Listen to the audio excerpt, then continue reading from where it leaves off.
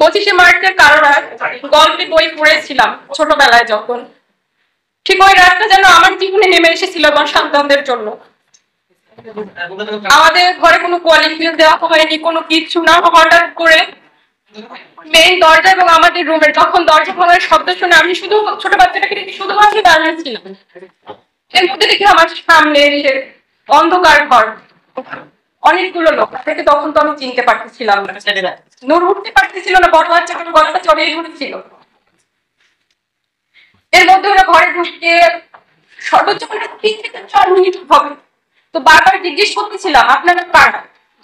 এতটা মানে ভয়ঙ্কর, আমি রাতের বর্ণনা হয়তো আমি দিতে পারতেছি না এই মুহূর্তে।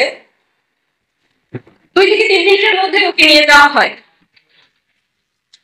আমি আমি নিজেও শারীরিকভাবে অসুস্থ। ওই দিনই আমি একজন খুবই সাধারণ একজন স্কুল টিচার। আমি শারীরিকভাবে হয়তো কিছু ব্যক্তিগত কথা থাকে যা কখনো পাবলিকলি বলা যায় না, কিন্তু আজকে আমি বলতে বাধ্য হচ্ছি। 7 মান্থ রানিং আমি প্রেগনেন্ট, আর আমার 2টা বাচ্চা এই জায়গায় থাকে, ওর বাবার কাছেই থাকে। আমি যেহেতু চাকরি করি, ইভেন আবার নিজে অসুস্থ এখন, যার কারণে ওদেরকে ক্যারি করে আমার জব করা সম্ভব হচ্ছিল না। তো বৃহস্পতিবার আমি আমার থেকে যখন ছুটি নিয়ে নিজের ডক্টর দেখানোর জন্য আসি, শুক্রবার দিন এসে আমি নামি। তো আমার বলতে খুব কষ্ট হচ্ছে।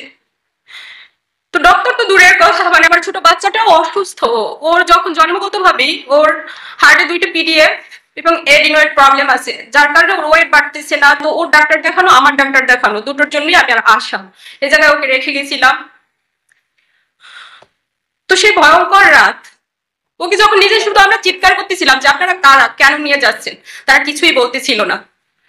তোকে নিয়ে যায়, যাওয়ার পরে আমরা কি করব, হতভম্ব। আমাদের বাসার যতগুলো ফোন ছিল সবগুলো ফোন তারা নিয়ে যায়।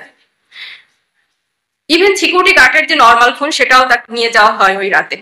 তারপর ভোর রাত ওকে নিয়ে যাওয়ার কিছুক্ষণ পরে আজান দিচ্ছিল। আমি রোডে পাগলের মতো দৌড়াচ্ছিলাম যে কারা নিয়ে যাচ্ছে। সেই 25শে রাতের মতো এত ভয়ঙ্কর, এত বিভৎস। আমার অনেক কিছু কথা আসলে বলতে আমার খুব কষ্ট হচ্ছে আজকে। ওরা আমাকে ধরেছিল এমন ভাবে, শুধু আমি জানতে চাচ্ছিলাম যে কেন নিয়ে যাচ্ছে। আমার বাচ্চাটা থর থর করে কান্না করতেছিল, বড় বাচ্চাটা ভয়ে কান্না করতে পারতেছিল না। ইভেন ওর সাথে তার আগেও একটা ইনসিডেন্ট আমাদের বাসায় ঘটে গেছিল। মোল্লা নামে যে ছেলেটা ছিল আমাদের বাসায়, তখন আমাদের দরজা ভেঙে নিয়ে যায়। মানসিক ভাবে ও ট্রমা চলে যায়। ওর কথা বলো আর 5টা সাধারণ বাচ্চার মতো ওর লাইফটা এখন নেই। যাই হোক, তখন নিয়ে যাওয়ার পরে আমরা ডিবি কার্যালয়ে যাই মিন্টু রোডে 7টার দিকে। ও জায়গায় খোঁজ করি যে কারা নিয়ে গেল, যেহেতু প্রশাসন হয়তো নিয়ে গেছে কিনা জানার জন্য ডিবি কার্যালয়ে গেলাম। ওই জায়গা থেকে যেহেতু র্যাবের 2টা গাড়ি ছিল, র্যাব 3-এর, তো তার জন্য র্যাব 3-এ যায়। যখন ওর খোঁজ পাচ্ছিলাম না, তারপরে বাধ্য হয়ে নিকটস্থ আমাদের হাতিরঝিল থানায় গেলাম। যেহেতু ওর খোঁজ মানে শুধুই ভয়ে ছিলাম যে আসলে ওকে আমরা ফেরত পাবো কিনা, জানি না, যেভাবে নিয়ে গেছে ওরা। সো 2বার করে হাতিরঝিল থানা যায়। তারা বলে আমাদের কাছে কোনো তথ্য নেই। যে অনেক সময় কোনো এলাকায় মানে এরকম যদি করা হয় তাহলে নিকটস্থ থানাকে ইনভলভ করা হয়, তাদেরকে জানানো হয়। সো তাদের কাছে বারবার যাওয়া, তারাও কোনো তথ্য দিছিল। পাগলের মতো দাঁড়ে দাঁড়ে প্রত্যেকটা প্রশাসনের এসে ঘুরতেছিলাম। তো 20 তারিখ পার হয়ে আমরা 20 তারিখেই আবার কোর্টে, যে অনেক সময় 24 ঘন্টা পরে প্রশাসন নিয়ে গেলে কোর্টে উঠানো হয়। তো ওই দিন তাকে কোর্টে আর উঠানো হয়নি। পরের দিন আবার সিএমএম কোর্টে গেলাম। এইভাবে জানতে পারলাম যে কোর্টে উঠানো হবে হয়তো। তো যখন কোর্টে গেলাম, আমি যেহেতু অসুস্থ, একা মুভ করতে পারতেছিলাম না। নূরের ছোট ভাইটি আমার সাথে ছিল। তো ওকেও ওই কোর্ট চত্বর থেকে ওকেও আবার ওরা ধরে নেয়। তো তারপর রাত 8টার দিকে, 21 জুলাই রাত 8টার দিকে ওকে কোর্টে উঠানো হয়। ওর সাথে আমাদের ফ্যামিলির কারোকে দেখা করতে দেওয়া হয়নি। কি টর্চার করেছিল বা কি হয়েছিল কোথায়, কিছুই তখন জানতে পারিনি। আইনজীবীদের মাধ্যমে জানতে পারি যে ওকে যখন কোর্টে উঠানো হয়, ও নিজ মুখে মহামান্য আদালতকে ওর উপরে ওই নিখোঁজ অবস্থায় যে শারীরিকভাবে টর্চার করা হয়েছিল, প্রত্যেকটা নির্যাতনের মানে আঘাতের চিহ্ন সে নিজের টি-শার্ট খুলে জজ সাহেবকে দেখিয়েছিলেন। কিন্তু তারপরেও তাকে আবার 5 দিনের রিমান্ড মঞ্জুর করে। তো ওকে ওই জায়গা থেকে রিমান্ডে আবার নিয়ে যাওয়া হয়। তো রিমান্ডে নিয়ে যাওয়ার পরে রিমান্ডের 5 দিন অতিবাহিত হওয়ার পরে গতকাল যখন কোর্টে উঠানো হয়, সে এক বিভৎস চিত্র।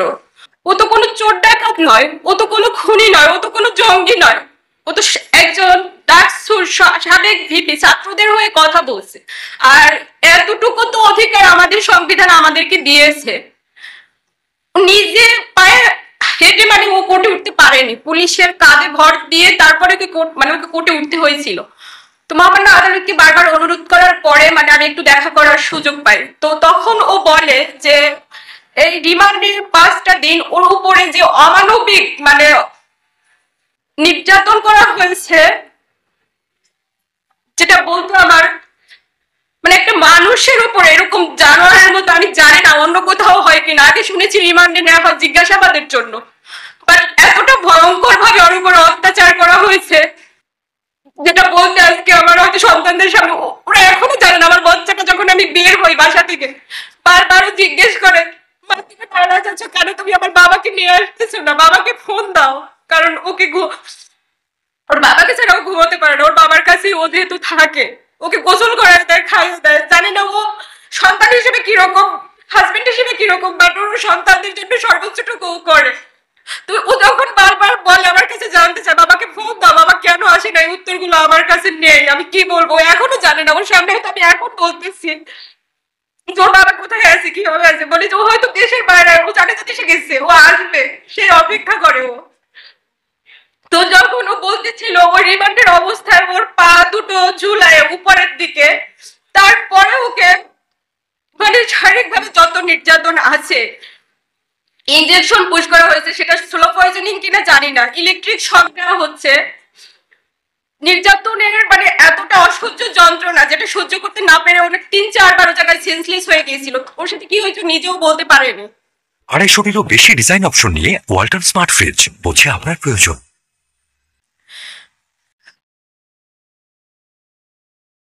তো তারপরে মহামান্য আদালতকে এটা বলা হয় যে ওকে অন্তত চিকিৎসার মানে একটা মানুষ এতটা শারীরিকভাবে নির্যাতন, তো ওই জায়গাটায় ভয় পাচ্ছি যে আমার স্বামীকে অন্তত এই জায়গাটা একটু চিকিৎসার ব্যবস্থা করে দেওয়া হয়, ও যেন সুচিকিৎসাটা পায়।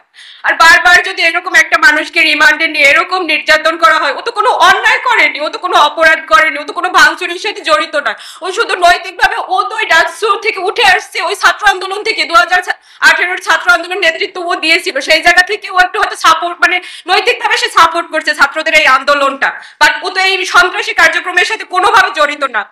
বাট ওকে বারবার ওই জায়গায় স্বীকারোক্তি নেওয়ার চেষ্টা করা হচ্ছে যে ওইগুলোর সাথে জড়িত, মানে মিথ্যা মামলা দিয়ে ওকে বারবার। আর এটার মানে বলা হচ্ছে যে ও নাকি নির্বাচনে যায়নি কেন, ও কেন বিভিন্ন দেশে বিভিন্ন এম্বাসিতে যায়, যেহেতু ও একটা সাবেক ভিপি আর একটা দলের প্রধান হিসেবে বিভিন্ন রাজনৈতিক দল বিরোধী দল তারা তো প্রত্যেকটা এম্বাসিতে তাদেরকে ইনভাইট করলে তারা তো যায়, সে জায়গায় মানে করে, এটা তো তার কোনো অপরাধ না, বাট কেন জানি না, এই উত্তরগুলো আমার কাছে নেই।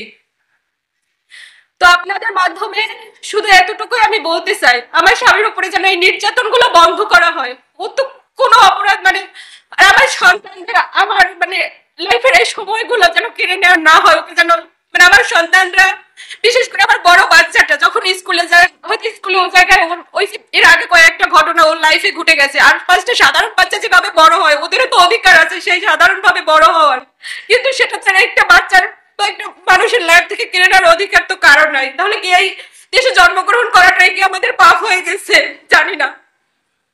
তো আমি শুধু এতটুকু অনুরোধ করব আপনাদের মাধ্যমে বা উপর মহলে যারা আছেন, পরে শারীরিক নির্যাতনটা আপনারা বন্ধ করুন।